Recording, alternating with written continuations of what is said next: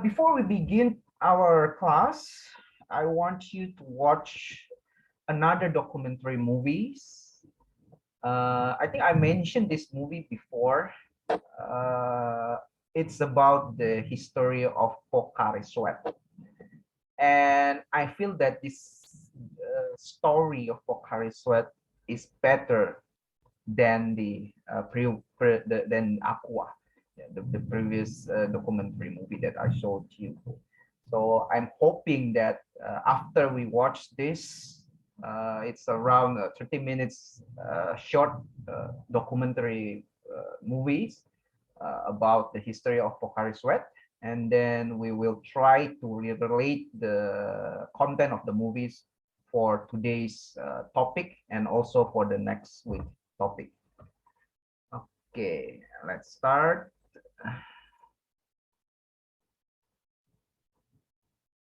Let me check the sound. Right, could you hear the sound? Yes, sir. All right, thank you. Now, we shall begin the documentary movie about the history of Pocari Sweat. I think it's very interesting story. Selamat malam. Kali ini kami dari Otsuka Jepang ingin berbagi cerita tentang kesuksesan produk yang sangat populer di Jepang dan di Indonesia. Banyak hal yang menarik yang bisa kita saksikan. Suatu hari di pabrik Otsuka Pharmaceutical di Tokushima, Jepang. Bagaimana? Lancar? Iya, Pak. Akihiko Otsuka, cucu dari pendiri Otsuka Group, menjabat kepala pabrik Tokushima pada saat itu.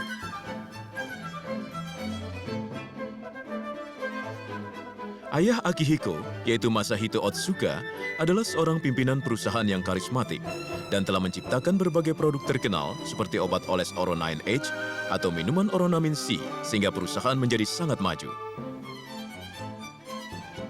Saya pun pasti akan menciptakan produk yang belum pernah ada.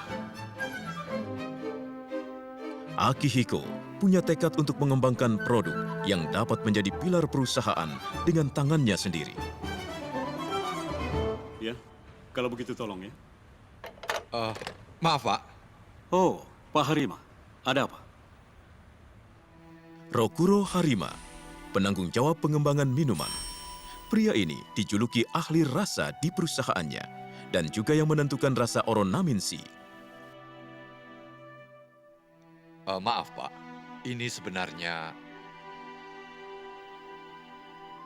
Bukankah ini cairan infus produk kita, iya kan? Bagaimana kalau cairan infus dijadikan minuman, Pak? Minuman cairan infus? Iya. Maksud Pak Harima? Begini, Pak. Saya pernah ke Meksiko beberapa waktu yang lalu, dan saya mendapatkan pengalaman yang mengkhawatirkan. Harima mengunjungi Meksiko untuk survei buah-buahan tropis dalam rangka pengembangan minuman terbaru. Tetapi, Harima mengalami diare parah karena situasi pengadaan air bersih setempat cukup buruk. Dia terpaksa diopnam di sebuah rumah sakit kecil yang fasilitas medisnya terbatas.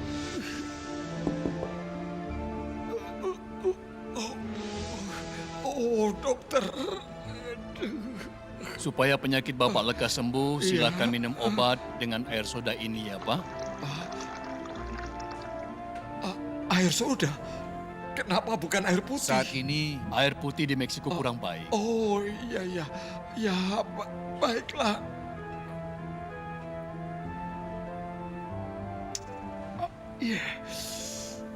Baiklah, Pak, akan saya jelaskan. Air dan zat gizi tubuh berkurang secara drastis karena diare. Kalau tidak menambah kadar air tubuh, akan terjadi dehidrasi atau kekurangan cairan. Meskipun hal ini sudah kita lakukan, nantinya kita juga harus menambah gizi. Oh, ya. Kalau saja ada fasilitas infus di rumah sakit ini, masalahnya sudah selesai. Pak Harima yang berpikiran seperti itu, tiba-tiba teringat kembali sebuah peristiwa. Saya pernah melihat seorang dokter minum cairan infus untuk menggantikan cairan tubuh yang hilang setelah selesai operasi yang berjam-jam. Betul, Ada baiknya kalau kami mengembangkan cairan infus sebagai produk yang layak diminum. Cairan infus merupakan bidang yang perusahaan kami kuasai juga. Dalam bidang cairan infus untuk penggunaan di rumah sakit, Otsuka Pharmaceutical menguasai pasar domestik. Saya punya ide untuk mengembangkan cairan infus agar dapat diminum. Cairan infus untuk diminum.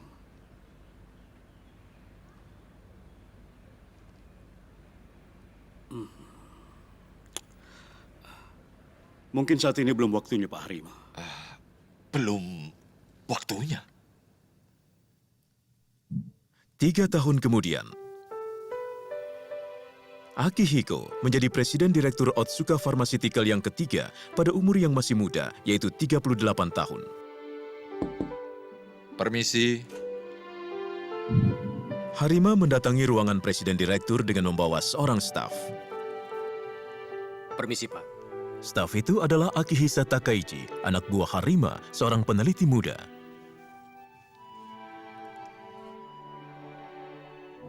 Saya panggil Anda berdua karena ada permintaan. Iya, Pak. Iya, Pak.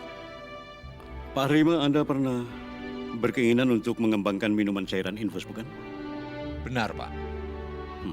Saya kira sekaranglah saatnya. Oh ya? Saya dengar belakangan ini banyak orang senang berjogging. Itu buktinya kepedulian akan kesehatan makin meningkat.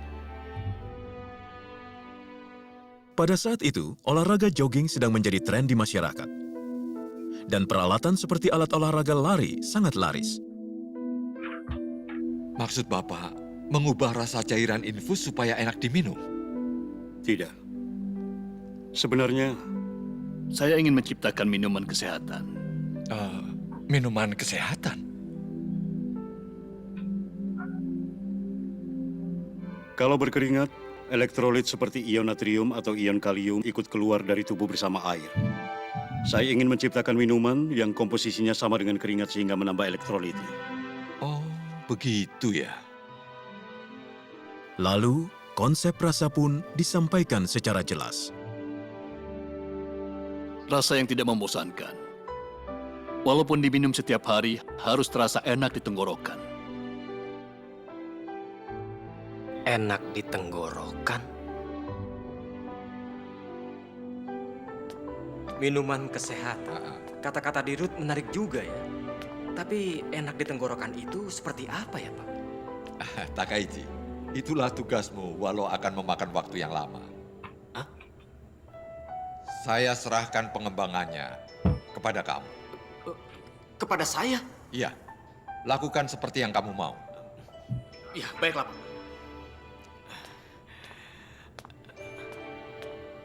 Harima menyerahkan pengembangan minuman kesehatan kepada Takaichi agar dapat membina peneliti muda tersebut yang akan memikul masa depan perusahaan. Takaichi langsung menuju ke sebuah tempat, yaitu sauna. Takaichi berpikir untuk menciptakan minuman kesehatan. Pertama harus memahami keringat itu apa.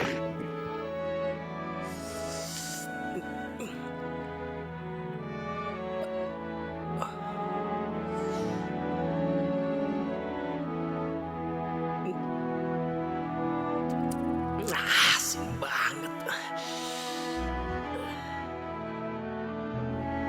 Lalu Takaichi berjalan-jalan di sekitar perusahaan dan mengambil sampel keringat yang merembes dari kulit. Takaichi mengadakan analisa tentang komposisi 2 keringat yang diambil di sauna dan saat berjalan-jalan.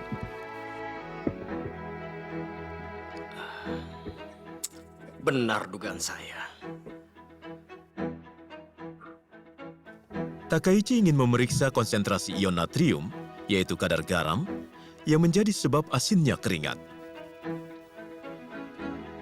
Nilai konsentrasi sampel keringat di sauna jauh lebih tinggi. Keringat itu bukan hanya satu jenis. Setelah mandi di sauna atau berolahraga yang berat, konsentrasi kadar garam dalam keringat menjadi tinggi. Sedangkan konsentrasi kadar garam dalam keringat sehari-hari rendah. Minuman yang ingin kami ciptakan adalah minuman untuk menambah kadar air tubuh dalam kehidupan sehari-hari. Kalau seperti itu, kami lebih baik mengambil patokan pada keringat dengan konsentrasi kadar garam yang rendah. Takaichi langsung membuat minuman uji coba dengan persis mengikuti komposisi keringat saat berjalan-jalan.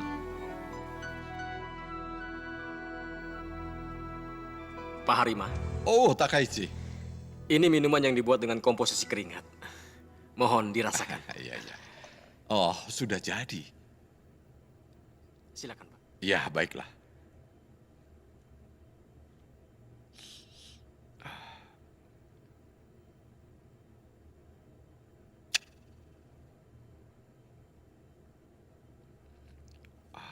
Rasanya pahit. Susah sekali untuk ditelan. Tapi, walaupun rasanya pahit, kalau memang baik untuk kesehatan, bukankah orang-orang mau meminumnya? Dalam komposisi keringat, selain zat ion natrium yang menimbulkan rasa asin, terkandung juga zat kalium atau magnesium yang menimbulkan rasa pahit. Rasa pahit seperti ini tidak bermasalah kalau diminum sebagai obat. Tetapi, apa yang ingin kami ciptakan ini adalah minuman ringan. Jadi, jangan lupakan itu. Harima, seorang ahli rasa, yang dapat langsung menilai akan diterima atau tidaknya oleh konsumen, walaupun hanya secicipan. Meyakinkan beliau bukanlah hal yang gampang. Dari pagi hingga malam, masalah penelitian tak pernah terlepas dari pikiran Takaichi. Ayo ayah, tolong bacakan ayah. Entah, saya harus bagaimana. Pada hari libur pun, Takaichi membenamkan diri dalam penelitian.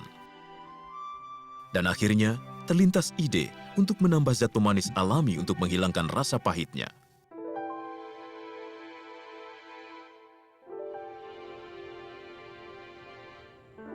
Bagaimana, Pak? Pahitnya memang berkurang. Hanya keseimbangan rasanya tidak tepat. Karena rasanya masih terlalu manis. Tapi, untuk menghilangkan rasa pahitnya, Dengarkan saya. Apa yang ingin kami ciptakan bukan minuman jus, tetapi minuman kesehatan. Maka kadar gulanya semestinya ditekan serendah mungkin. Dan ingat, konsentrasi kadar gula harus di bawah 10%. Kamu paham kan? baik, Pak. Saat itu, minuman ringan pada umumnya mengandung kadar gula lebih dari 12%. Dan minuman yang laris adalah minuman yang manis. Akan tetapi, Harima menyuruh mengembangkan minuman yang tidak terlalu manis. Minuman yang tidak terlalu manis tanpa rasa pahit. Percobaan Takaichi dalam menciptakannya mengalami maju mundur. Hampir 3 tahun berlalu sejak pengembangan minuman dimulai. Mohon dicoba. Presiden Direktur Akihiko Otsuka pun telah melakukan uji coba beberapa kali. Masih tetap ada rasa pahit. Iya, benar, Pak. Minuman uji coba yang dibuat oleh Takaichi sudah mencapai lebih dari 1.000 jenis. Permisi. Saat itu, seorang karyawan masuk ke ruangan. Dia ingin Presiden Direktur Akihiko menguji minuman serbuk instan yang sedang dikembangkannya.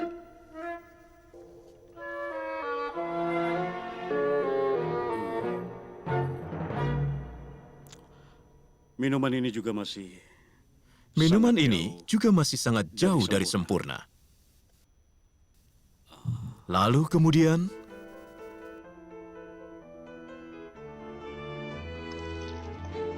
Maaf, Pak. Mau diapakan? Dua-duanya belum sempurna. Bagaimana kalau dicampur?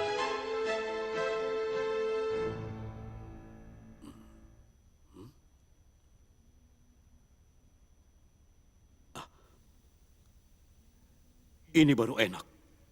Hah? Kalian boleh coba juga.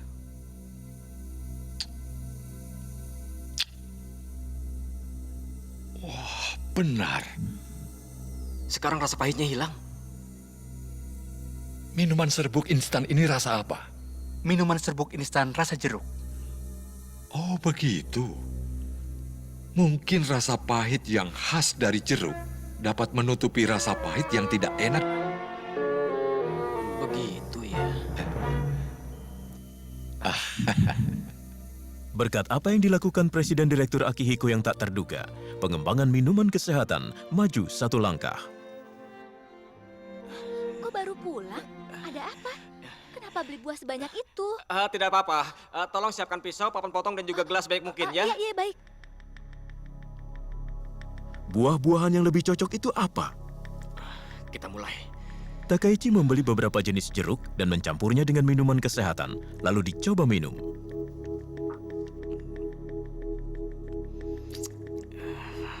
Ini bukan.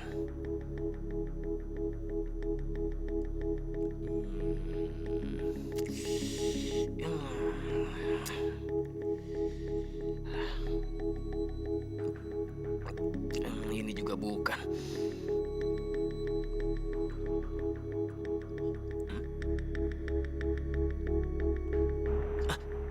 Ini dia.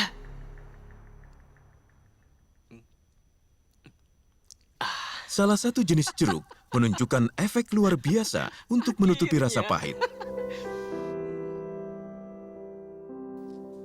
Buah apa itu sebenarnya? Hal itu merupakan rahasia perusahaan Otsuka Pharmaceutical sampai sekarang. Takaichi semakin mendalami penelitiannya hingga akhirnya berhasil membuat minuman dengan konsentrasi kadar gula di bawah 10%. Takaichi menyeleksi 2 jenis minuman untuk uji coba pada tahap akhir. Yang ini dengan konsentrasi kadar gula 6,2%, sedangkan yang ini adalah 7%. Untuk memperoleh tanggapan yang objektif, Harima menyuruh peneliti-peneliti lain untuk ikut mencobanya. Terus terang, saya merasa lebih enak yang konsentrasi kadar gula 7%. Betul. Yang lebih encer terasa kurang sesuatu, Pak. Para peneliti menyukai yang manis secara mutlak. Namun Harima, ahli rasa, punya suatu ide.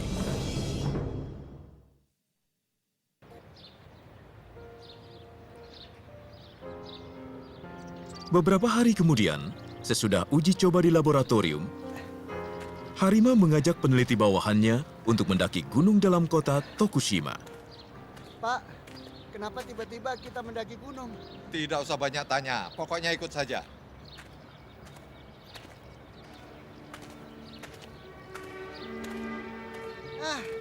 Akhirnya sampai juga. Setibanya di puncak gunung, Harima mengatakan, Mari, sekarang kita minum dulu. Minum apa, Pak? Harima menyuruh para peneliti untuk mencoba 2 jenis minuman A dan B. Sebenarnya minuman ini sama dengan minuman yang dicoba di laboratorium beberapa waktu yang lalu. Yang A sedikit kemanisan. Saya merasa B lebih enak. Saya juga merasa seperti itu, Pak. Yang A manis dengan konsentrasi kadar gula 7% dan B kurang manis dengan konsentrasi kadar gula 6,2. Padahal waktu dulu yang manis dengan 7% terasa lebih enak. Kenapa ya, Pak? Saat berkeringat, yang kadar gulanya lebih sedikit terasa segar dan lebih enak. Dan ini kan minuman kesehatan. Nah, makanya harus terasa enak diminum waktu beraktivitas.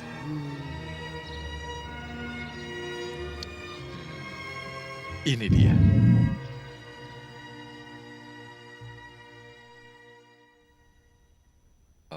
Rasanya bagaimana, Pak? Ini yang kuinginkan. Baik, dengan rasa ini saja.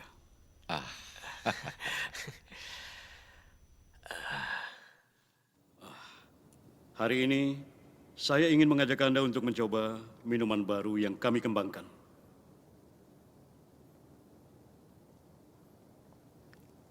Pada hari itu, kebanyakan direktur pertama kali mencoba minuman kesehatan yang dikembangkan bertiga oleh Presiden Direktur Akihiko, Harima, dan Takaichi. Bapak Direktur, terus terang saya merasa rasanya kurang enak. Karena rasanya tawar. Terus terang ini tidak enak. Siapa yang mau minuman seperti ini? Rasa asin seperti ini tidak bakal laku. Iya. Betul kan? Iya, Saya pikir tidak akan laku. Para direktur senior yang mempertahankan Otsuka Pharmaceutical dalam rentang waktu yang panjang memberi tanggapan negatif terhadap rasa itu. Saya pikir kita akan kesulitan dalam soal pemasaran. Rapat direksi pun menjadi ricuh.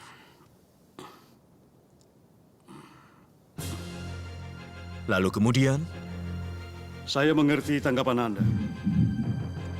Tetapi Anda saat ini meminumnya di ruangan rapat. Cobalah meminumnya setelah berkeringat. Dan dipersilahkan minum berulang kali. Dengan demikian, Anda baru akan mengerti hebatnya produk ini. Saya putuskan perusahaan kita akan menjual minuman ini. yakin pada kepekaan rasa dirinya dan Harima, akhirnya penjualan minuman diputuskan.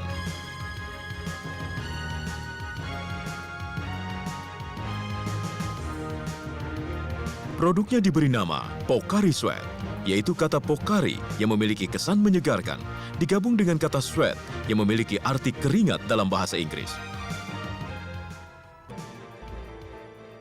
Pada bulan April tahun 1980, penjualan Pocari Sweat dimulai. Karyawan marketing dan semua karyawan lainnya mengunjungi toko-toko pengecer agar Pocari Sweat dipajang di lebih banyak tempat walaupun masing-masing hanya satu kaleng. Kepala tim marketing Jiro Tanaka juga mengunjungi pengecer langganannya. Selamat siang, saya Tanaka dari Otsuka. Hari ini saya ingin menawarkan minuman baru yang diluncurkan oleh perusahaan kami. Wah, seperti apa itu? Pocari Sweat namanya. Silakan dicoba, silakan.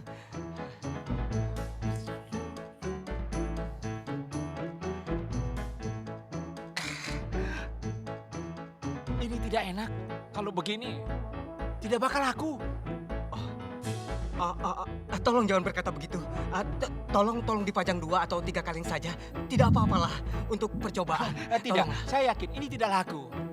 Rasanya tanggung, asin tidak, manis juga tidak. Saya bingung bagaimana cara menawarkan kepada konsumen. Oh, begitu ya.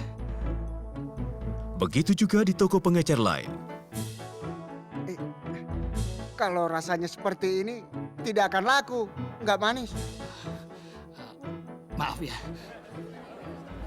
Untuk mencoba menawarkan kepada konsumen secara langsung, dibukalah kios di berbagai event dan menjualnya dengan harga Rp10.000. Tetapi,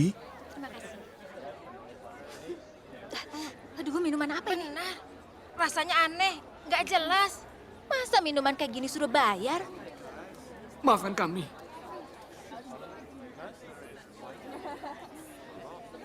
Kayak gini disuruh minum, kurang ajar. Ayo pergi. reaksi konsumen sangat buruk, sebagaimana yang sudah dicemaskan oleh direksi. Maaf, Pak. Sepertinya memang ada masalah dengan rasanya, Pak. Benar, Pak. Penjualan Pocari Sweat disambut sangat buruk oleh konsumen.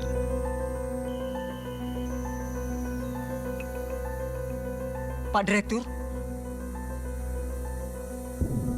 Saat itu, Presiden Direktur Akihiko mengeluarkan keputusan yang mengagetkan. Bagikan dengan gratis. Hah? Kita bagikan Pocari Sweat secara gratis. Agar diminum setiap orang di setiap tempat. Dan dalam jumlah yang besar. Pak, berapa yang harus dibagikan? Tak terbatas. Hah? Keunggulan Pocari Sweat tidak bisa dirasakan kalau tidak diminum berulang-ulang. Jumlahnya tidak terbatas. Kita lakukan secara tuntas. Kalau begitu, kerugian kita semakin bertambah, Pak. Benar, Pak. Benar, Pak. Jangan pikirkan angkanya dulu. Kita ingin mencoba menciptakan pasar baru yang belum pernah ada. Walaupun tidak bisa dijual, pada awalnya itu wajar. Yang paling penting sekarang, mensosialisasikan konsep produk secara tepat daripada menjual produknya. Dengan demikian, nantinya konsumen akan mengerti keunggulan Pocari Sweat. Penjualan akan meningkat belakangan.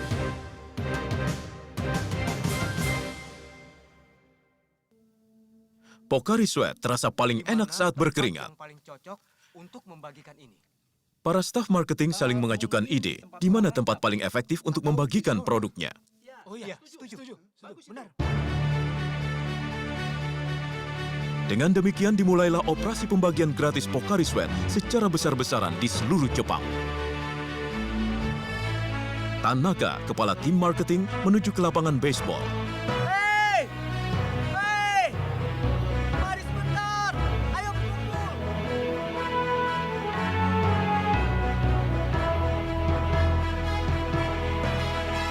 Nah, anak-anak, kalian haus kan? Haus! Tunggu sebentar ya. Nah, ini, silakan minum. Dingin dan enak. Nah, ini, silakan. Ini untukmu, ini untukmu. Ayo, silakan diminum. Silakan. Bagaimana rasanya? Enak! Enak kan? Rasanya tidak biasa, tapi bisa langsung diteguk. Betul, itu benar. Itu karena tubuh kalian mengeluarkan keringat. Jadi membutuhkan kadar air.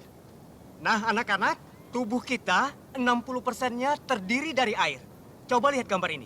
Sampai di sini, semuanya air. Bukan hanya ditawarkan kalau minum, kalian banyak berkeringat, melainkan juga memberikan maka tubuh penjelasan kalian konsep membutuhkan Pocari Sweat cairan secara tubuh. detail. Pocari Sweat itu mirip dengan cairan tubuh. Staf marketing lainnya kemudian membagikan kepada konsumen yang baru selesai mandi. Bagaimana rasanya? Wah, rasanya tidak biasa. Tapi enak diminum. Begitu ya? Bu, maaf Bu. Iya, Apa Ibu haus? Karena kelihatannya berkeringat. apa? Silakan minum ini. Gratis nih. Tentu saja, silakan. Ada juga staf marketing yang memberikan langsung kepada orang yang sedang berkeringat. Bagaimana? Minuman apa ini? Rasanya aneh. Tetapi enak juga sih. Terima kasih. Berkat pelaksanaan operasi pembagian gratis yang ditargetkan di tempat-tempat di mana orang muda berkeringat, sedikit demi sedikit Pocari Sweat mulai populer. Makasih ya. Saya membagikan sampel pada anak-anak di lapangan baseball.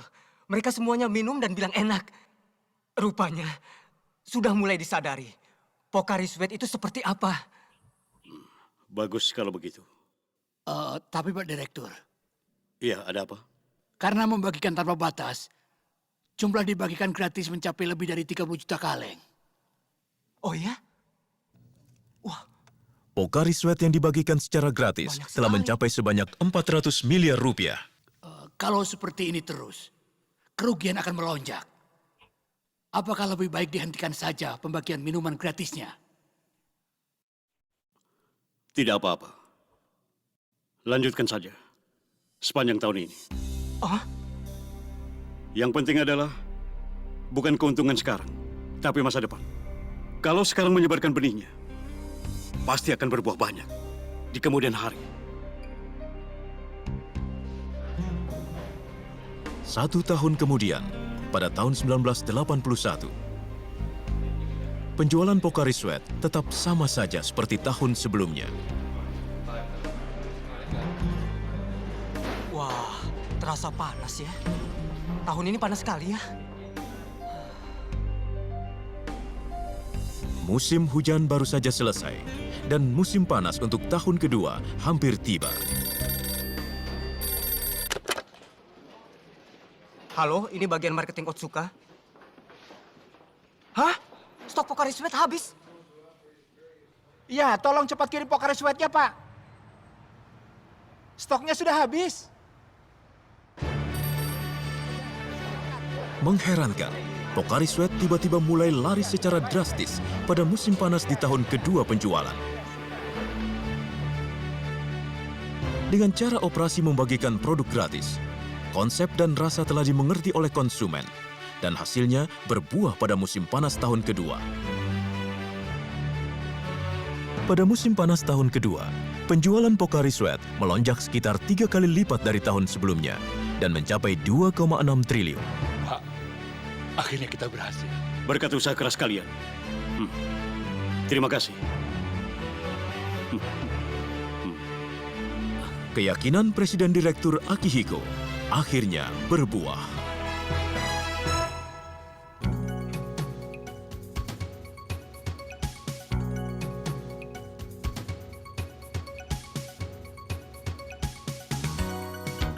Di Indonesia dikenal ada bulan Ramadan dan diadakan yang namanya aktivitas promosi saat Ramadan. Orang-orang yang beragama Islam pada bulan Ramadan tidak boleh makan dan minum dari subuh sampai maghrib.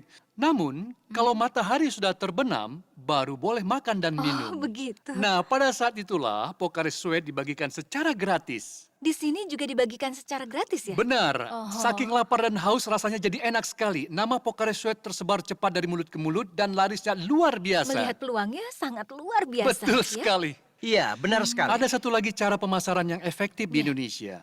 Cukup banyak orang yang tertular demam berdarah, penyakit tropis, dan diopname di rumah sakit. Iya, benar sekali. Lalu pembagian gratis diadakan di rumah sakit. Seperti itulah. Memang pembagiannya pun secara strategis. Iya. Dan telah dipikirkan di mana sebaiknya dibagikan, agar keunggulan produk manfaatnya paling bisa dirasakan. Pemirsa, itulah kisah sukses perjuangan Pokari Sweat. Sampai jumpa.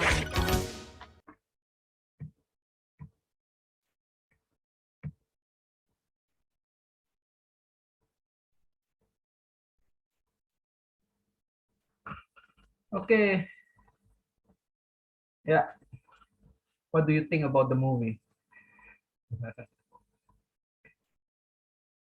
think, to be honest, the first time I saw this documentary movie, I felt that, wow,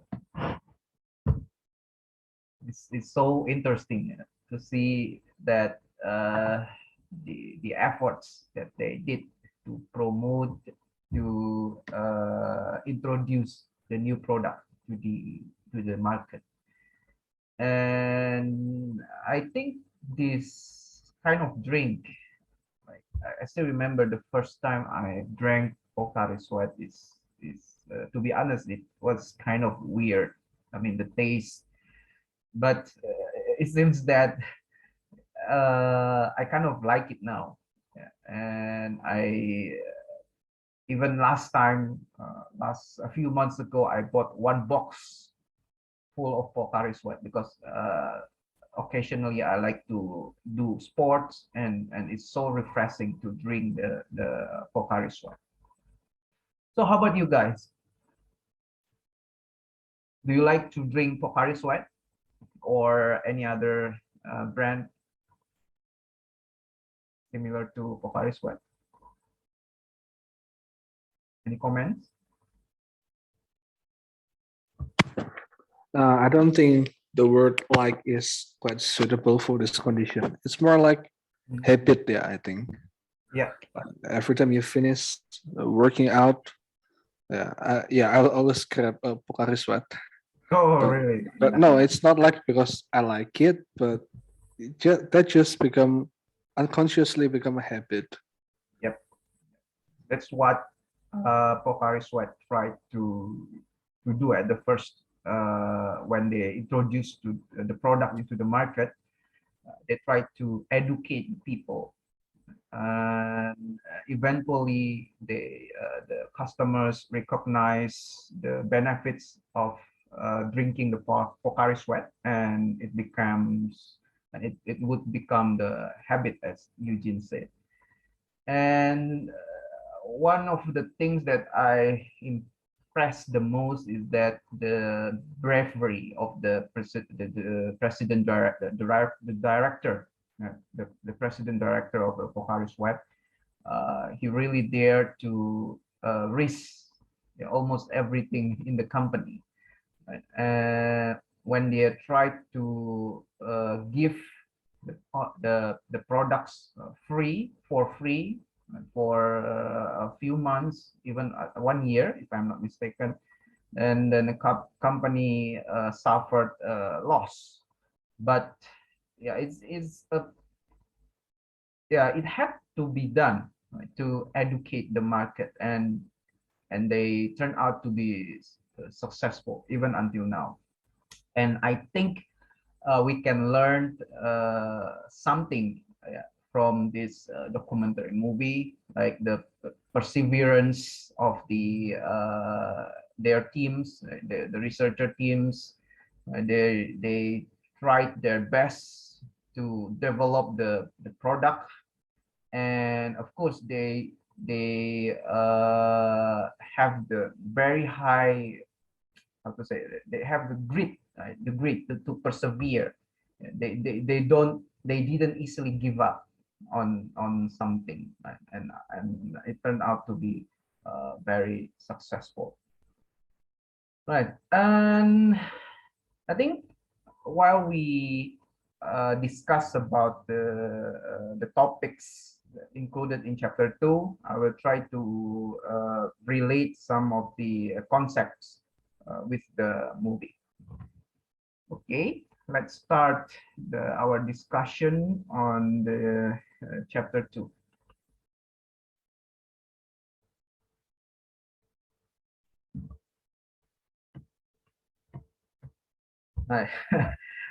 I purposefully put this on the first page.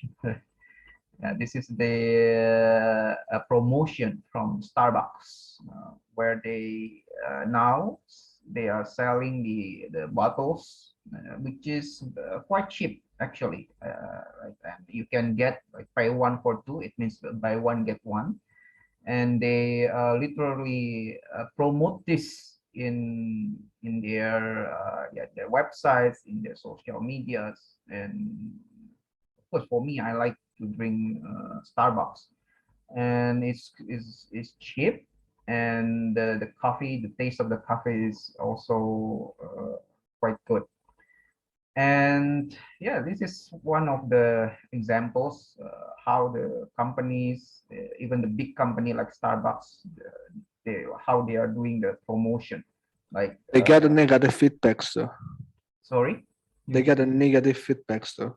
Oh, negative feedback. So can you share? Yes, no, I mean like just look at the comment section. Oh, yeah. Maybe there's depends on the coffee though. Yeah, maybe some of the coffee is not that strong. Right? They say udah nggak berasa gitu ya.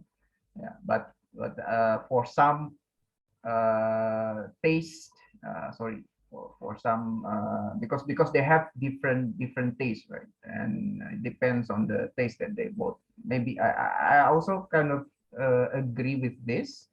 Yeah, and it also depends on the barista, I presume, right? Because the bottles is not pre-made, and I watched the barista make the bottles when when it is ordered. Then who knows, there are some mistakes of making the drinks.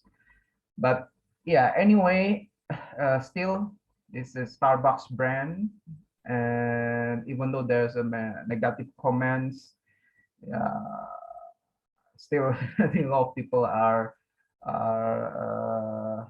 still buying the Starbucks. But these comments, I think there are two comments, right? The negative word of mouth. Yeah, it may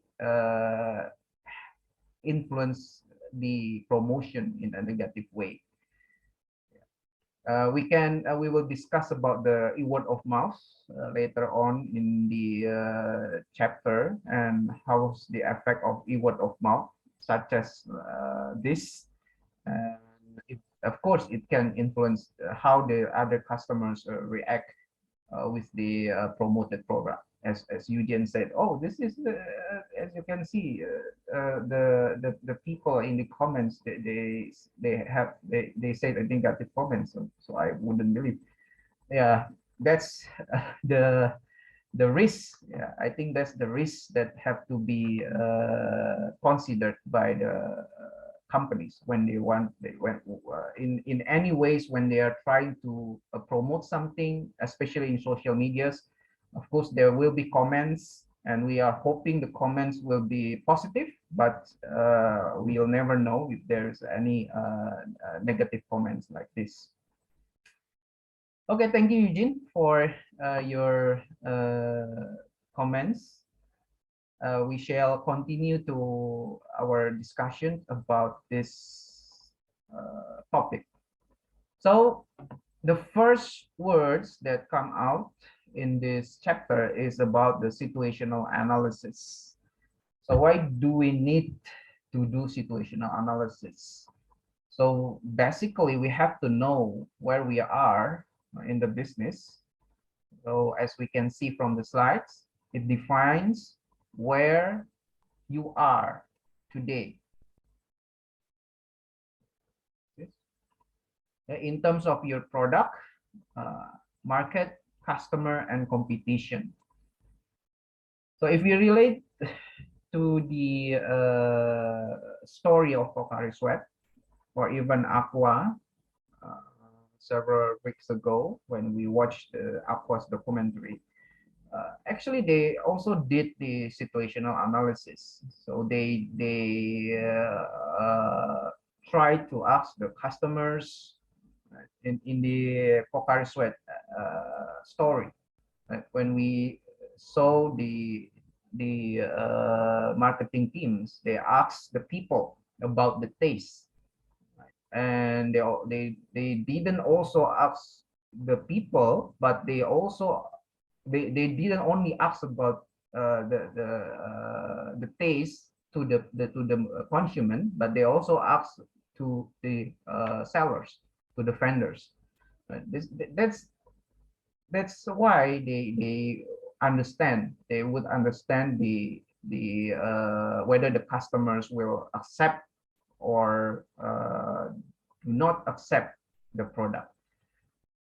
So as we can see from the movie, at first the customers were reluctant about the product because of the taste, but after several efforts to educate the customers, then the Otsuka, right? The Otsuka, they were successful to sell after the customers understand about the concept of Pocari Sweat, and they feel when they are let's say when they after doing exercise, you know, and then after they are getting sweat, yeah, they're sweating, then if they drink the Pocari Sweat, it can be refreshing. So the customers would begin to understand the concepts. They are fully educated about the drinks, and therefore they are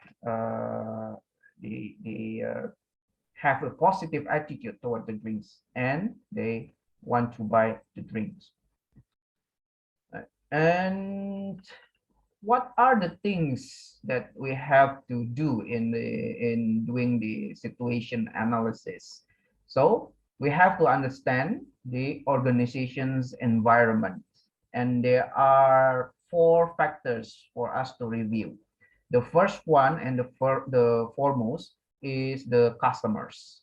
So the customers, if you ever heard about the terms customers are the king, yeah, it is true, right? So we have to really understand our customers, their characteristics, their behaviors, what do they need, and what do they want, right? And the second thing that we have to consider is the marketplace analysis.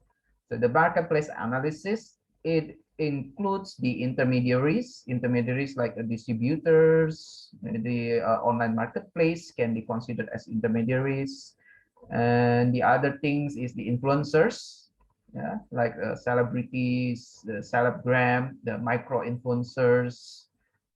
This is, we have to review this as well. And the partners, the business partners, the suppliers, right? The third thing, by the way, we will discuss these factors, each of the factors in detail later on, right? In the next slides. The third thing, we have to consider the competitors. We cannot neglect our competitors. We have to know the competitors, what they are doing, what are their strategy. Even though we don't know their strategies are, we may be able to guess their strategy, right? And we have to deal with the competitors. Otherwise, we cannot survive in the industry. That's why competitors are one of the factors that are very important for us as a business to review. And the fourth things is called the wider macro environment, which consists of social, legal environment, political, and technology. And particularly for the for the fourth one, the wider macro environment, it will be discussed in detail in chapter 3, which is next week. Yeah. Now we will explain. I mean, we will have discussions about these three: the customers, the marketplace, and the competitors. Okay, moving on. What is the digital marketing environment? So basically, it refers to the context in which firms operate, right? The context in which firms operate and how they relate to customers. So again, the customers here and other businesses participating in their market. So in other words, it's about the environments, right? The relations between the customers, the companies, and other stakeholders that are related in the overall business environment, right, in which the firms operate in. And this involves two major elements, so-called the micro environment, which is known as the operating environment. The operating environment includes the customers, competitors, intermediaries, and suppliers, which we will discuss this in detail. And the macro environment. Macro environment, it is related with the fourth one, the wider macro environment. And this is known as the remote environment, and it consists of external forces which can significantly affect the organizational success, such as the social, legal, political, technology. So it's basically the external factors that might affect the whole business. And this way, again, as I mentioned, the macro environment we will discuss this in chapter 3. So as we can see from the figure 2.2, the digital marketing environment, yeah, the legend here, the circle one is the suppliers. The square one is the competitors. The triangle one is the intermediaries, and the hexagonal one is the customers. So macro environments is the blue areas. There are technologies in the international factors such as the economic, legal, cultural, society, and the country-specific factors. And in this chapter, we focus on this square. I think it's the brownish color or the cream color one. Yeah, and there's a relation between the organizations with the intermediaries and also with the suppliers. Not to mention the competitor as well. Right. So the organizations. So any stakeholders, yeah, that relate directly with the organizations, that can be considered as the micro environment. And the organization, of course, they have relation with the intermediaries. For example, the distributors, the online marketplace, and these intermediaries has a direct relations to the customers.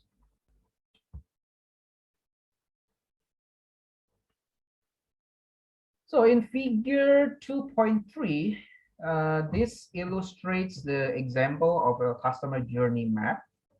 So the journey, right? The journey when the customers begin to know the product. So when they first know the product, it means when they are aware. So it's awareness.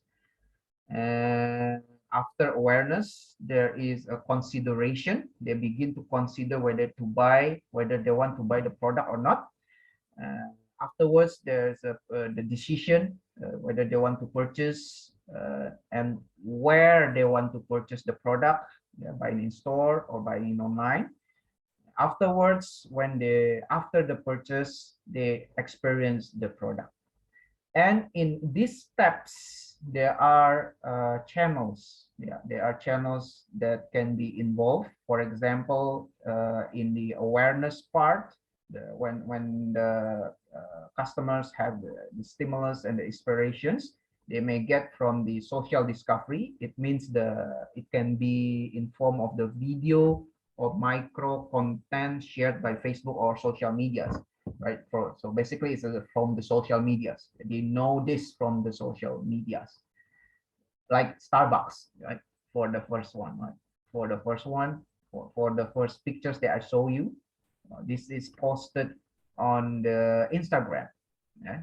This is social medias. Yeah. By looking at the pictures itself, it seems very interesting. Buy one for two, buy one get one. Yeah. Who doesn't want to have buy one get one? It's cheap. It's Starbucks, and usually the quality of the coffee is good. But you can see on the right side, right? There is a negative comment here. So if there is a negative comments here, it can influence your decision to buy this product. Maybe as Eugene has said, oh, there's a negative comments there.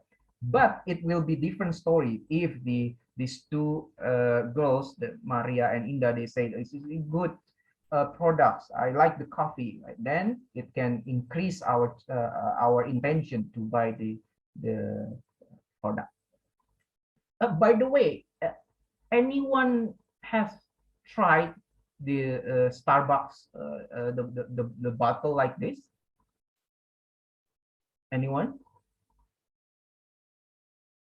Anyone who have ever bought the Starbucks with in this type of bottle? Yeah, I think it's Stefano. Yeah. How is your experience? Do you think I think it was an somewhat okay experience because it was a promo, so I cannot complain anything much about that.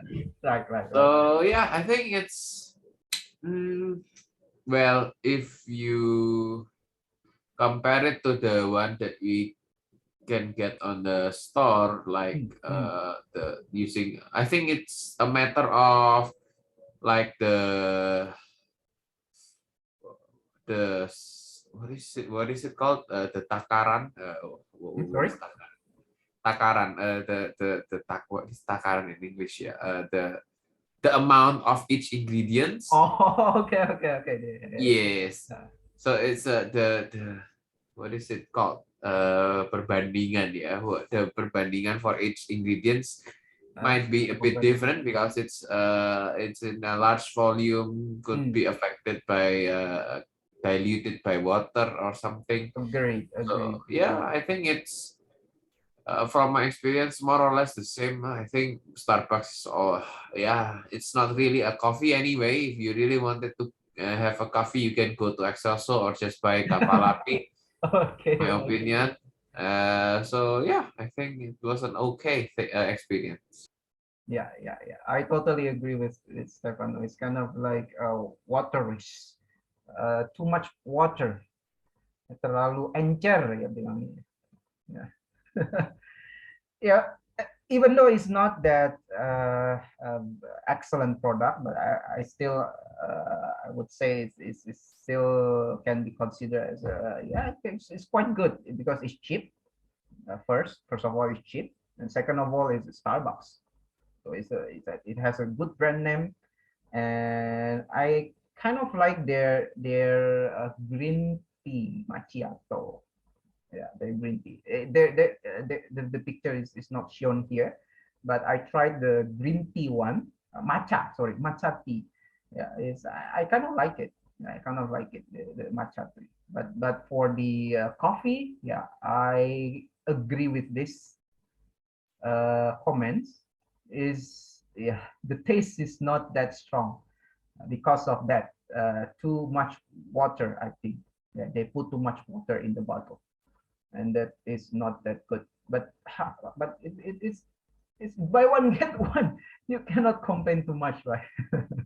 Okay. Anyway, yeah, it shows us that the again, right, the word of mouth here, as Eugene had said previously, it can really affect us, and also the experience that the experience from Stefano, right? Stefano mentioned, oh, that's okay. It can also influence our decision to purchase too, because there are many factors that can influence the people to buy the products. One of which is the what we call in the digital marketing, we call it as a subjective norm. So it's basically the social influence, yeah, the how other people can influence you to buy something, and that is a big factors.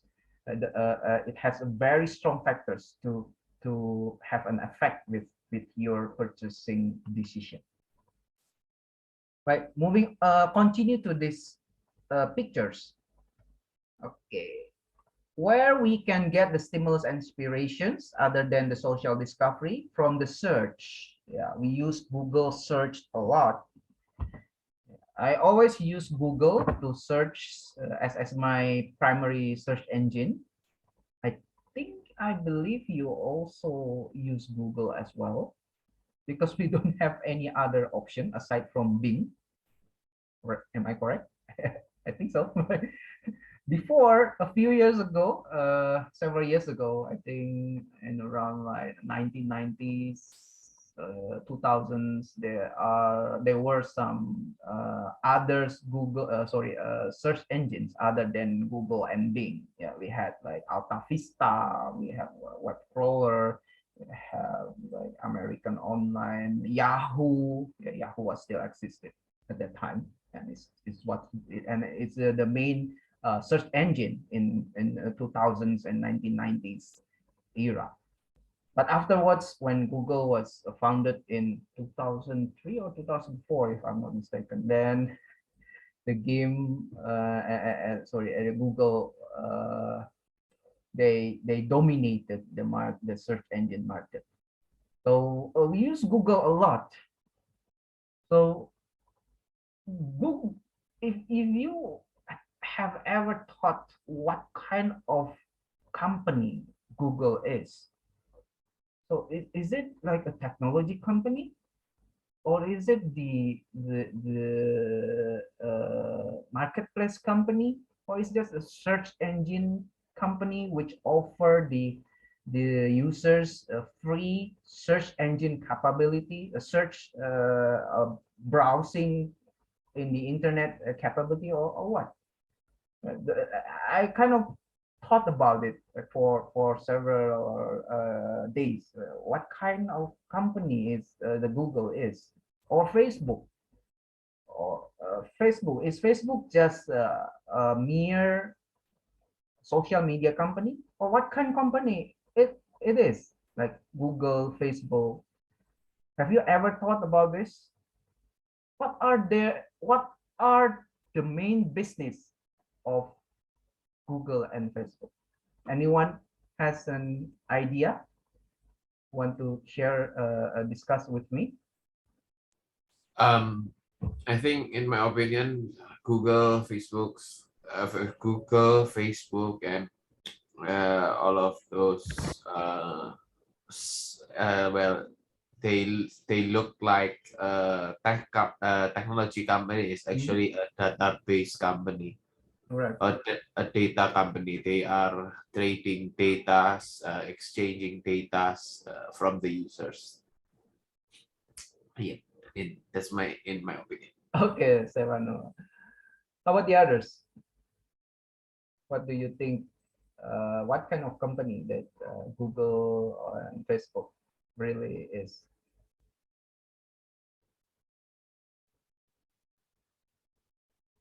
Any others?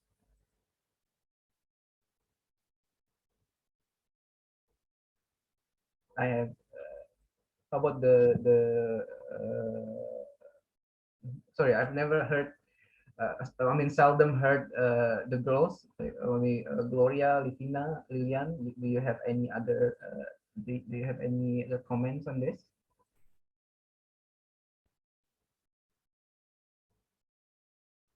Do you think Google is a tech company, or Facebook is only a tech company, which offer the social media service or search engine service? That's it. That's all. That's all. That's all they do, or is there something else? Any other comment? In my Yeah, opinion, Livina. Thank you. Yeah, Livina. actually, I think that Google is a technology company, but Right.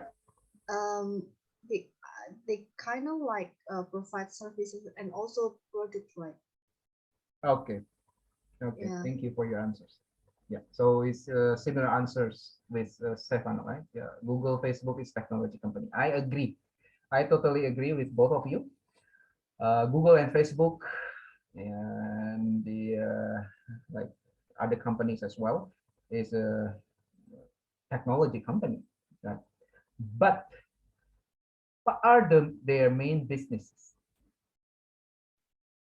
I would say Google and Facebook is are Google and Facebook are the advertising company. Have you ever thought about that? They are the biggest, especially Google, also Facebook. Ya, 11, 12. I think Google is bigger than Facebook in terms of their revenues. Both of them, Google and Facebook, are the biggest. Yeah, if not the biggest, is one of the biggest advertising companies in the world. Have you ever thought about that? Advertising companies. That's where their revenues are coming from advertising. Yeah, if you only think Google, Facebook is just a tech company, yeah, they are actually a tech company, but what they are really selling is the advertising services. Right? They are the biggest, if not one of the biggest advertising companies, not only in the US, in the Europe, but in the whole world. Have you ever heard the term SEO, search engine optimization, which we will discuss in the later chapter? SEO can be divided into two: the organic SEO or organic SEO. Yeah, it means I will explain it later. But there is one type of SEO is a paid SEO.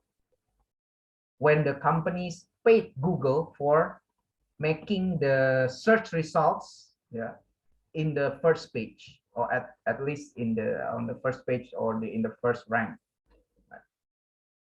It means it is advertising. Yeah. So both of them are the advertising companies.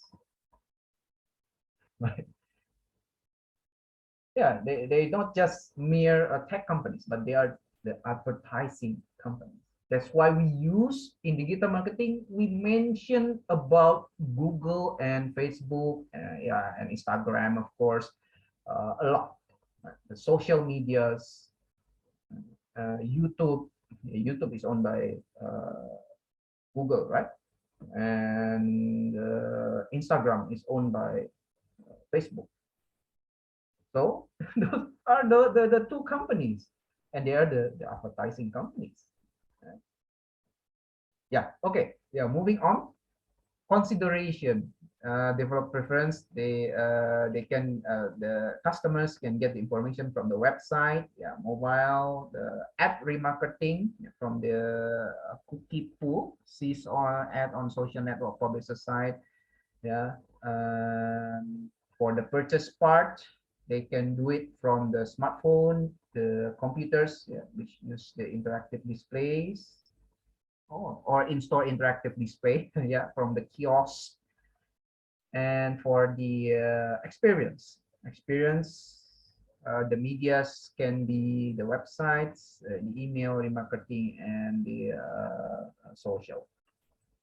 Yeah, anyway, these pictures at least is showing us how the journey of the customers, yeah, from the very beginning, whenever they don't know something about the product, they begin to be aware about the product. So the product is existed, and they begin to consider about the product, and eventually after some considerations they purchase, and after the purchase they experience using the product.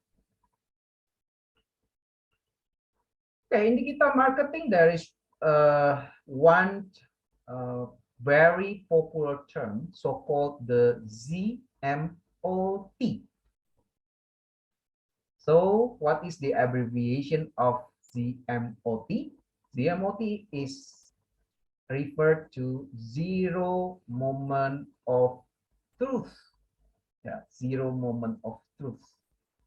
As you can see from these pictures, it's all begin with the stimulus, like the promotion, the advertising, or the comments from our friends, our families about certain products or services. That's the stimulus.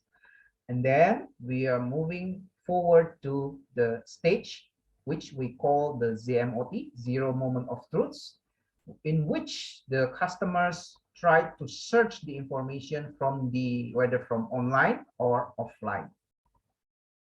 And after the zero moment of truth, it continues to the what we call as the first moment of truth. Yeah, we select the list of the products or services that we want to buy. From the picture, we see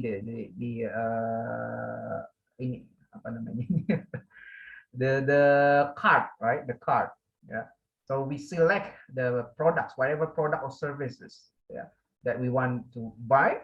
Yeah, we select the most suitable ones. Then we buy the products.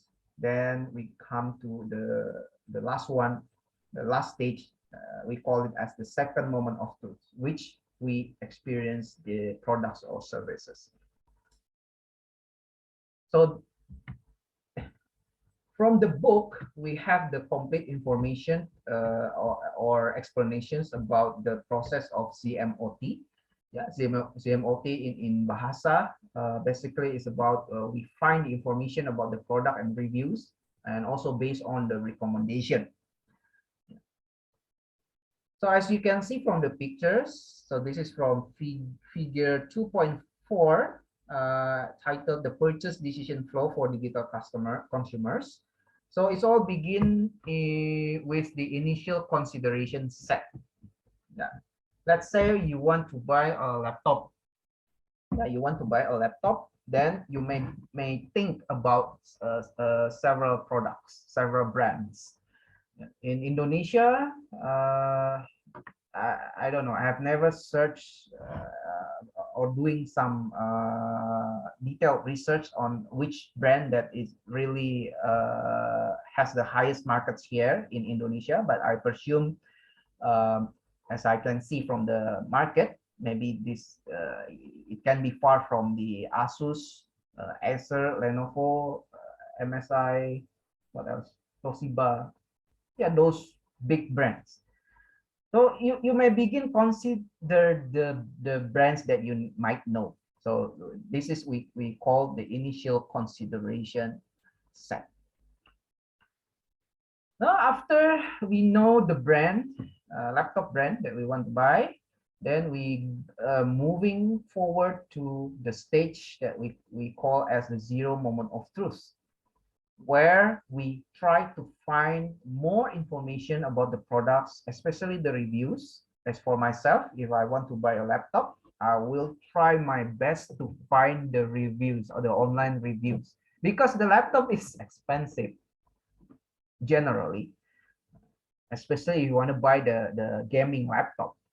It costs almost, at least if you want to have the good gaming laptop with excellent VGA card in it, the fast processor, whether Ryzen or Core i7, at least you have to spend more than 15 millions, right?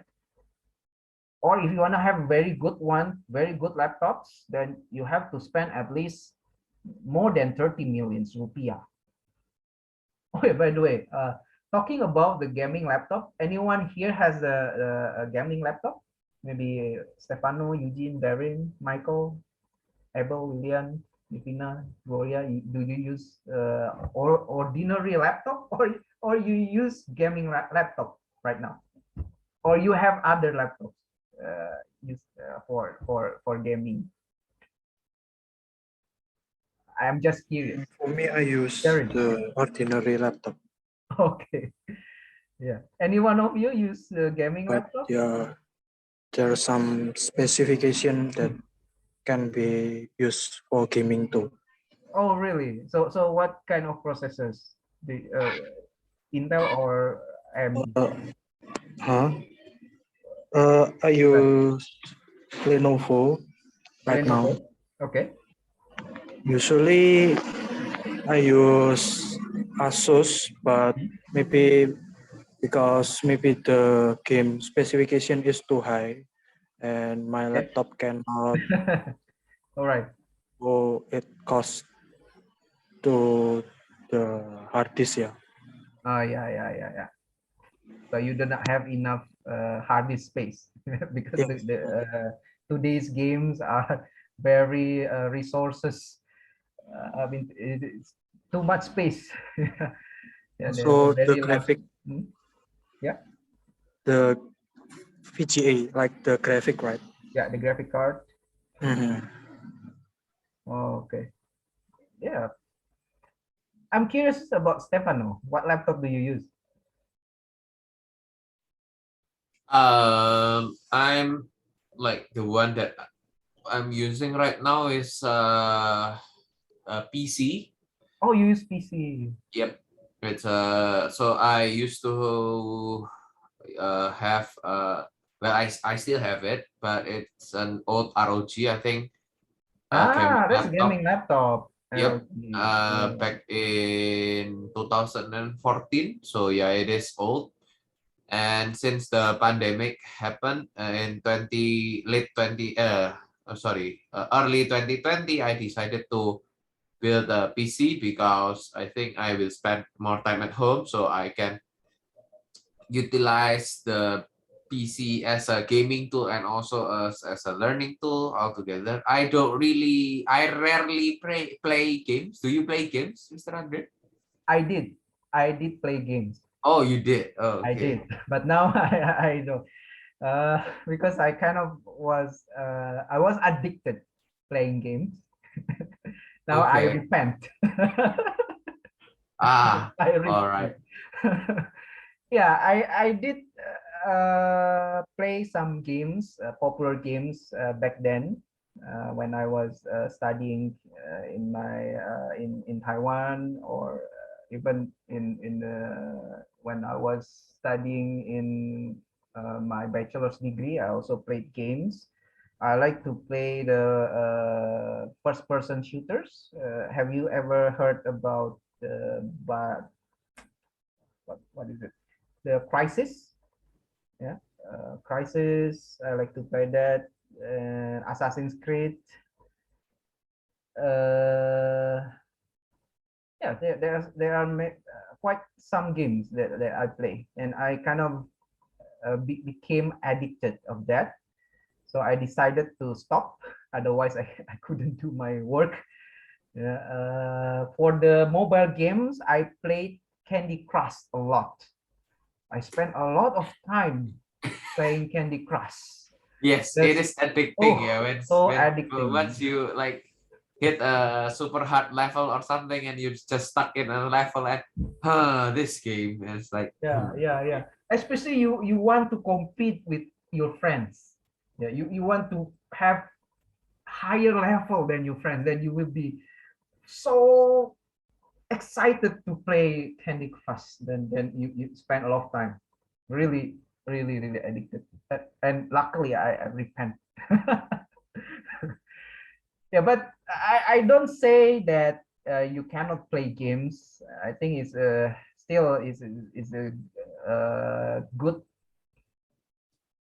activities to play computer games like for instance, if you play the strategies games, it can how to say it can build your cognitive skills, also your motoric skills, right? And if you play like the teams game like Dota, some games like that, you can build your team player, the collaboration skills with other players. I still think that there's a positive side for about the games that we can have advantage or we can benefit with, but we cannot play games too much, right? And then we forget about our duties, our jobs. For you is for as a student, right? You have to do your homeworks, you have to focus on your assignments. Then of course that should be your priorities. But if you spend too much on playing games, then it will be a trouble for you later on. Okay, thank you, Stefano and Darren. I will continue explaining this picture. So, where are we? Zero moment of truth. So, zero moment of truth stage, we try in find more information about the products. Let's say we are interested Asus brand. Then Asus and Acer, yeah. Usually Indonesians like those two brands, especially Acer, because of the price that is generally cheaper than other brands. Maybe Lenovo as well. Okay, and this stage in ZMOT, you try to find those, let's say those three brands, right? The Asus, the Acer, and also Lenovo. That's in ZMOT. After you carefully find the information, the online reviews about the brand, about the types that you really want to buy, then you move to the next step, next stage, which we call the FMOT, or first moment of truth. In first moment of truth, we already have the list of products that or service that we really want to buy. So we already decide, okay, I want to buy Asus. What types of Asus, what types of the Asus laptop that you want to buy? Asus has different types of products. They have the ROG, they have like VivoBook, they have the ZenBook. So what are the types? Okay, so you decide, I want to buy the ROG ones. Yeah, that's the Asus ROG, Republic of Gamers. Just in case you don't know, it's a laptop. It's a gaming laptop from Asus. It's considered one of the best gaming laptop in the market. The other competitors are, I think, MSI. MSI has their own gaming laptop as well. Lenovo, yeah, Lenovo Legion. They also have a good gaming laptop. But I think for me, I kind of like Asus. I kind of like loyal to Asus brand. If I want to buy a laptop in the future, I think I will prefer Asus more than other brands. I don't know why.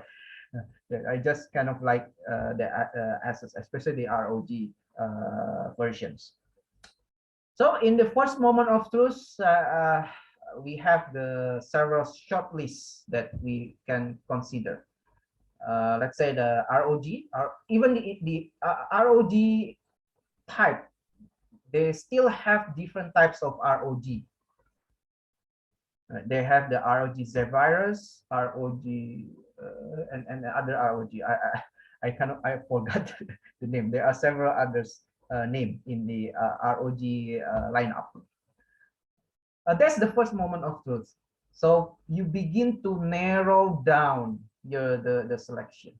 Yeah, narrow down the selection. You from, let's say, from the initial consideration set, you have like 10 considerations, 10 lists, and in ZMOT it probably reduced to 5, and in the stage of first moment of truth it reduced to, let's say, 3 or 2 products that you have in mind.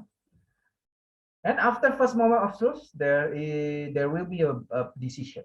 So you purchase, so you choose from the final short list that is in the first moment of truth, then you decide to buy the product. Let's say I decide to buy the ROG Zephyrus M15, M13. I don't follow that anymore, but I just for example, I decide to buy the Zephyrus M series. You may check in on Google. The Zephyrus M series is the sleek laptop, gaming laptop. Is one of the newest ROG product. Anyway, I'm not the Asus sales. I just kind of like Asus. That's why I make this as an example. Yeah. I also don't have any relation with Pocari Sweat. Yeah, I show you the video for the purpose because I really like the videos, and it has the relations with what we are discussing today and also next week. Yeah, basically we have to know our customers, and we have to do our parts as the marketers. We have to educate the people, and we can learn that a lot from the Pocari Sweat. Okay, back to this. After we buy the product, there is the second moment of truth. The second moment of truth is basically the experience. When you already buy the product, you experience using the product. That's the second moment of truth. You will begin to know whether the product is good or not because you actually use the product. Then in the second moment of truth, it continues to the last step is what we call is the trigger. Yeah, so it's the trigger. The trigger is like this. The trigger can be considered like after you buy. Yeah, I use this Starbucks example. For example, we already bought this, and it becomes the trigger. We try to share the information to others. In particular, like this, we share through their comments, the Starbucks Indonesia Instagram posts. Yeah, we share our experience in their social medias. That's the trigger. Or we just simply share our experience to our families, our friends. Yeah, by conversations. Yeah, not only using social medias, but we can also use oral conversation like this. Yeah, I told you about the Asus product. Asus is good, so it means I have my own opinion, positive opinions about the Asus. Right? That's why I dare to tell all of you that the Asus brand is good, and I use it as the example because I'm satisfied using the Asus product. If I'm not satisfied, most likely or highly likely, I wouldn't use Asus as the example of this.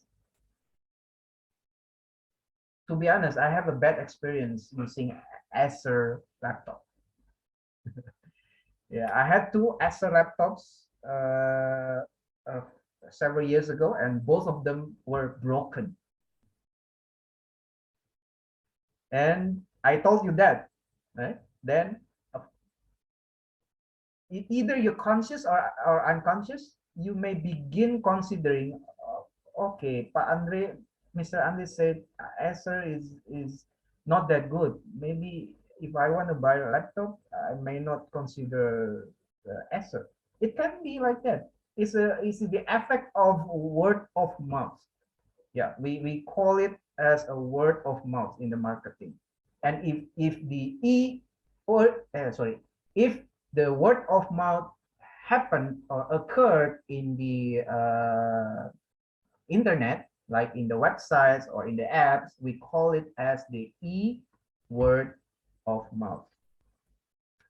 And the trigger, right, whether it's word of mouth or the direct conversation, oral conversation to others, it can influence others people purchase decision. Like this. It can influence others people decisions. Maria Susana, kopinya udah nggak berasa, udah seperti dulu lagi, dah males beli. Sayang sekali. I think I guess this is also negative. Yeah.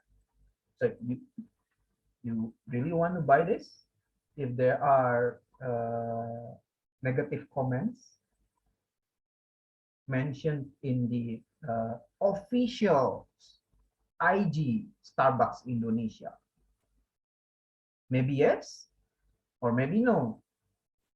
Yeah, it depends. For those who don't like coffee, maybe that's okay. you don't like to have a very strong coffee taste in your coffee because you simply don't like to drink coffee that much.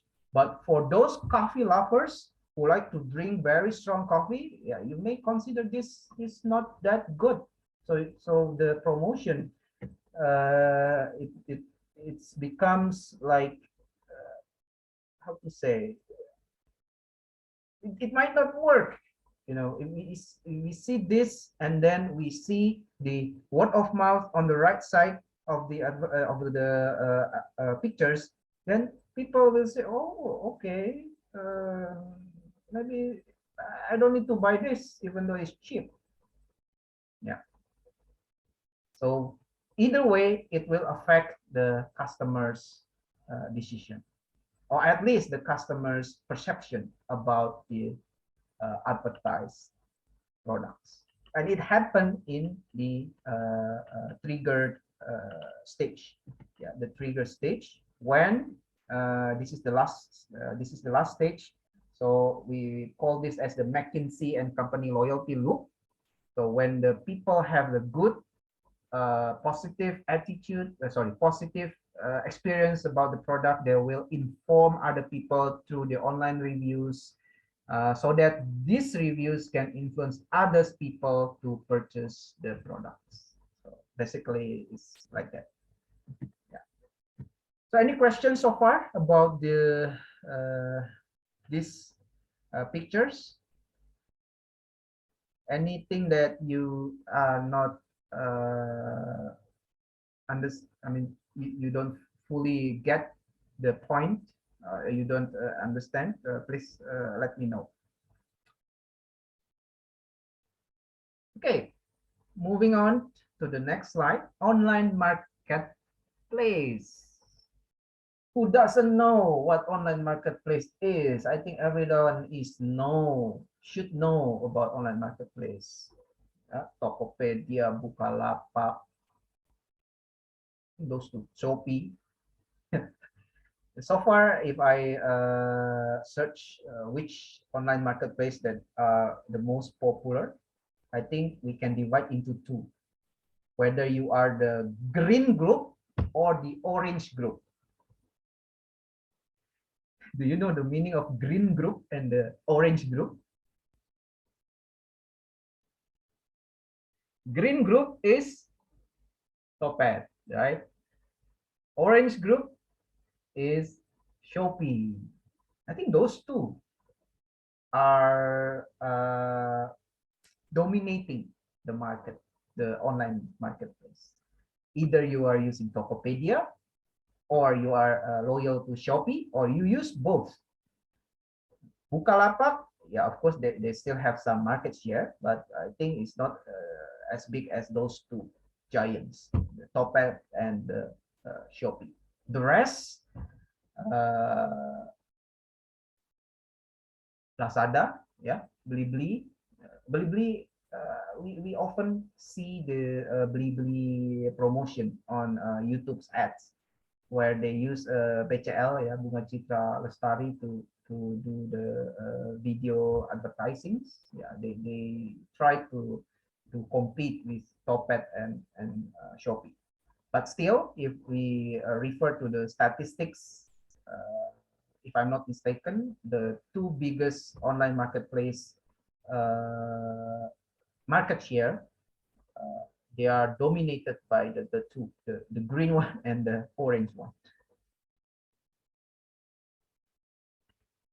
So in figure 2.5 is the online marketplace map. It's a big environment. On the left side, we can see the customer segments. So this is all about the customers, the different customer segments, whether there's the personas. We will discuss this. What is the what personas is, yeah, and whether the customer is existing or new customers, web savvy or non-web savvy. By the way, do you know the term savvy? Savvy is basically means that you like to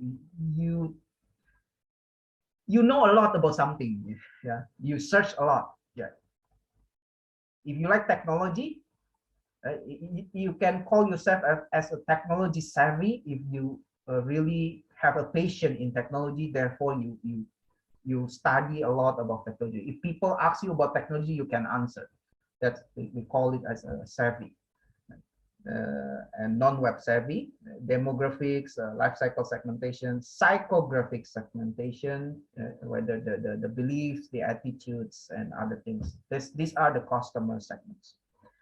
On the middle part, there is terms that we call the search intermediaries. It's basically a search engines. Yeah, we have Yahoo, Google. I think Yahoo is not famous anymore, even though they still exist. And yeah, there's the other type of search engines. The intermediaries. The intermediaries can be the portals, yeah, like online marketplace. The niche media social networks can be intermediaries as well. The aggregators, the price aggregators, where there's a website that combine different kind of website in one site. For example, Trivago. Have you ever heard Trivago? Trivago is an example of the aggregator.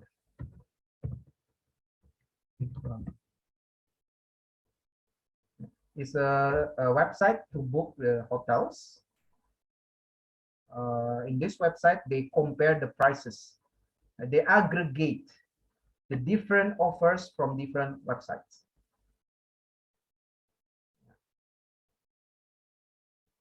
Like this.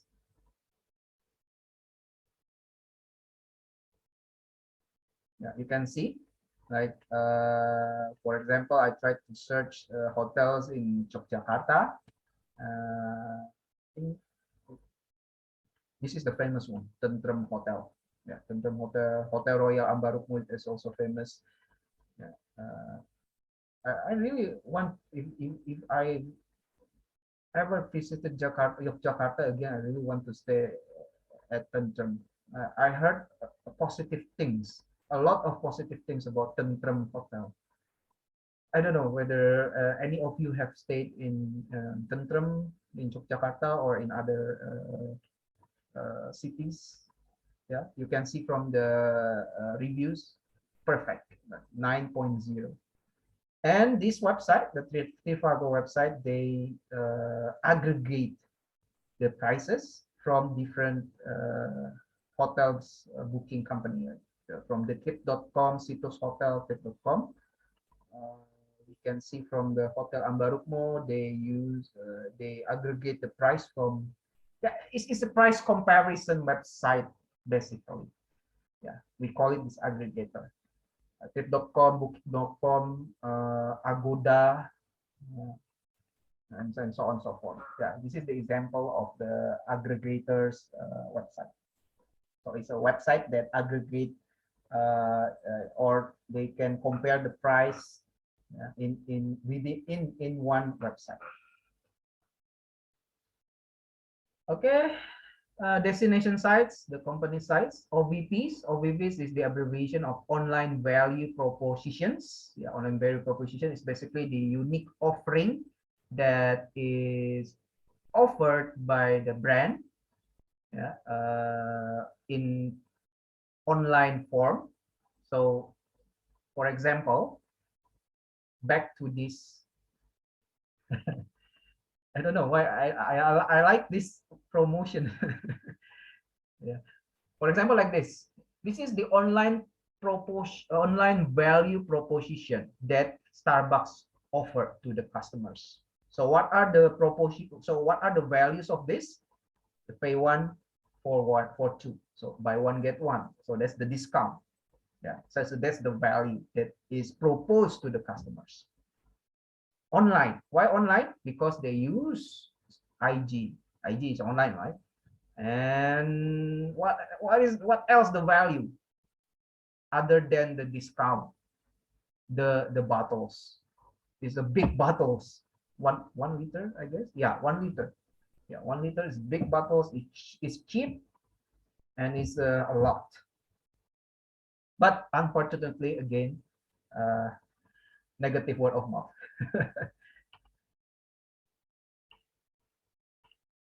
Yeah, supposedly they don't have that comments. They may have good selling, I guess. Yeah. Okay, the online value propositions can be in form of the company website, the direct competitors. Yeah, they also have to consider the direct competitors' online value propositions and the indirect competitors. Yeah, this is what we call as the online marketplace map, at least what it is being illustrated in figure 2.5. We can know that a lot of stakeholders are involved in this online marketplace.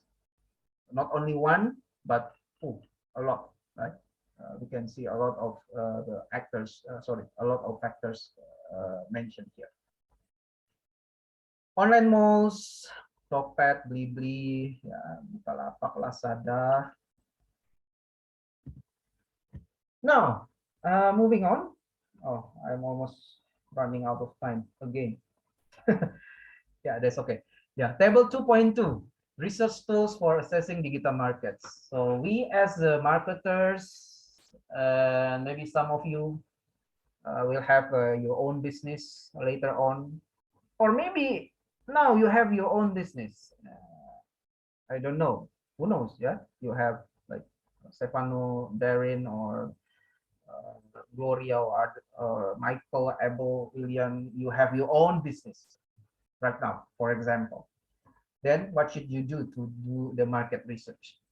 You can use these tools to help you to conduct or assess the market, the digital markets. First of all, you can use Google Tools. Google provides a lot of tools for us, digital marketers, to plan our strategy, digital marketing strategies. We can use the digital planner, Google Trends to find out about the trends, the keyword planners. You want to use, if you want to conduct the SEO, we can use, make advantage of this keyword planner. Other tools that we may able to use, the SimilarWeb, I never use this. The Experian Hitwise, I've also never used it. The Nielsen, yeah, Nielsen is one of the most famous market research company, but you have to pay for it. Yeah, paid for tool. But I think there are some free data that you can use in Nielsen.com. Google Analytics, yeah, this is a very useful tools. Yeah, Google Analytics is there's a free one, and for the more advanced features of Google Analytics, of course, you have to pay.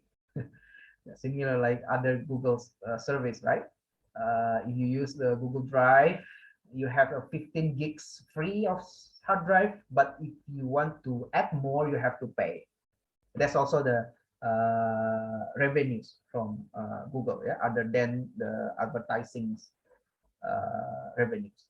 I mean, their revenues is not only from advertising, but also for the subscription service like Google Drive, the premium emails, YouTube Pay, yeah, yeah. YouTube, you can have it, you can watch YouTube for free, but there's a YouTube Premium. That's how Google, one of the Google's income, yeah, from those subscription or more added value service, yeah, or paid service. That's how Google makes more money from that, aside from the advertising. But still, the main revenues stream of Google comes from the advertising, from the SEO, from the ads, yeah, ads by Google, the use of the Google Analytics services, YouTube advertising. You know how expensive it is to advertise on YouTube. It's expensive, yeah? Especially if you choose for the if you watch YouTube, right? You can skip the video, right? And there is also other type of ads on YouTube that you cannot skip. That's more expensive because it's being, I mean the users, the viewers are forced to watch the ads as compared to the skippable version of advertising. You can skip if you don't like the ads. You can after 5 seconds you can skip, and then that is cheaper. And then in general, anyway, in general, advertising on YouTube is expensive, and that's why Google has a lot of money. Yeah? Okay, Internet and or Interactive Advertising Bureau. Yeah, you may also use this. IMRG, government sources, non-government organizations. Okay, moving on to table 2.3. I think this is okay. Because of time, this is the last slide for today. Yeah, we will continue next week discussing about this chapter. The microenvironment. What are the issues for the digital marketers? As we mentioned previously in the first few slides, there are 3 factors that we have to consider. First is the customers, second is the suppliers, and the third are the competitors. So what are the issues that we have to concern on? So about the customer, we have to concern about how the customer access to digital platforms. So it's the access issues and the level of use. Yeah, how the customer use the digital platforms, the behaviors, the intent, yeah, and their expectation. Yeah, the expectation will affect the satisfactions and also the degree of advocacy. So what is the meaning of advocacy? Advocacy means that frankly speaking, advocacy can be referred to I recommend the products to other people. That's the advocate. Yeah, advocate. I defend the Asus brand. As I mentioned, yeah, I like Asus. If somebody said Asus is bad, I may recall I defend. I could become the Asus advocate to defend the brand because I am loyal to Asus. Oh no, Asus is good according to my experience. A lot of my friends are using Asus and so on and so forth. Yeah, become the advocacy. I recommend to other people about my experience, positive experience in using the product. That's from the customer side. We also can learn this from the Pocari Sweat as well, right? When if you remember when the marketers tried to give the Pocari Sweat to the people for free, right? And those people maybe at the first time the people they rejected the product, but after several tries when they give it for free, the kids, right, the kids on the baseball fields, they may tell their parents about the products. They are being given the free products, the free drinks, and they may tell their parents, they may tell their friends about the product, and it becomes the word of mouth. It becomes the advocacy. Or do you still remember the one of the marketers, they met with the middle-aged woman, the women very sweaty, and the marketers offered the Pocari Sweat to her, and they said, oh, this is so refreshing, even though it's kind of weird at the time when the women first tried the product. Then after the women said this, oh, it's also the taste was nice, then the marketers said, do you remember, okay, you can bring another, they give like two other bottles to the woman. Yeah? You can share the bottles to Pocari Sweat to your families. That's how the advocacy may work. You tell others, yeah, about your experience. And suppliers, yeah, is about the technology adoption, integration, service provision, trading relationship, and also we have to concern about competitors, right? We have to be ahead of our competitors in order to survive in the industry. And it include the strategic intentions, communication, resources, so on and so forth. Okay, I know some of you have another class, so I will stop here. Should you have any questions, you can ask me directly through the WA group, right?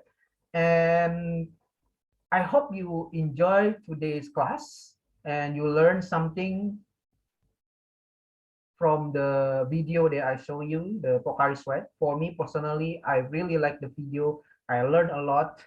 I learned how they didn't give up, right? Even though they experienced loss at first, yeah, for millions. Oh, sorry, yeah, billions of rupiah, but they have very strong determination that the product that their product will succeed, and they are succeeding. They are successful even until now. Yeah. Okay, one other thing before I close the session, if you may, you can check the our materials on the Google Drive. Yeah, you still have the link, right? Yeah, I presume you still have the link. Yeah. On our Google Drive, you can access the slides. Yeah, today's slides I already uploaded two, and the books. And there is one homework, but this is not compulsory. Yeah, if you have time, I provide you with one movie. I don't know whether you have watched this movie or not. If you have already watched the movie, maybe you don't need to watch it again. But if you have never watched the movie, I strongly recommend you to watch this movie. The movie is called, the title is The Internship. Was launched, premiered in 2013. So I strongly suggest for those who haven't watched the movie, you can watch this, yeah, by accessing our Google Drive inside the movies folders. Yeah, we may have some short discussions in next session or next session after, yeah, about these movies. And for the reading materials, I also provide you with the two reading materials. One is the paper about the future of digital and social media marketing, and the paper number 2 is the digital marketing evolution over time. Is for your supplemental reading materials. And this is not compulsory, but I still strongly suggest you to read these two articles, especially the paper number 1. I think this is very interesting. If you want to know the current state of digital and social media marketing research, I think this is one of the major literature that you have to read. Okay, I think that's all for today. Thank you so much for joining me, yeah, for today's class. I hope you enjoy it and have something to take away, something useful for you. Okay, before we close, any other comments or questions?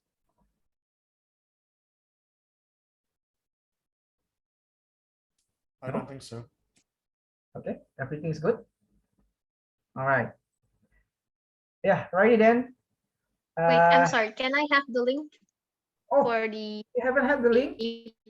Okay, sorry. I guess so. I don't remember. Sorry. You don't remember? Okay. I will share again. Get the link. Anyone with the link can copy the link. Then so go back here. Okay, please, you can copy the link. Okay, thank you, sir. Yeah, you're welcome. Yeah, I will upload all materials in our Google Drive. Yeah, and I will tell you about the which materials that I uploaded so that you can up to date with this. All right, any other questions or comments?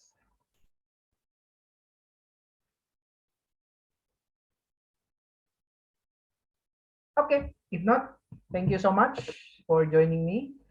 Good afternoon, good evening. Yeah, good evening, everyone. And I shall meet you next week then. See you. Bye-bye. Thank you. Thank you, sir. Thank you so much. Bye-bye.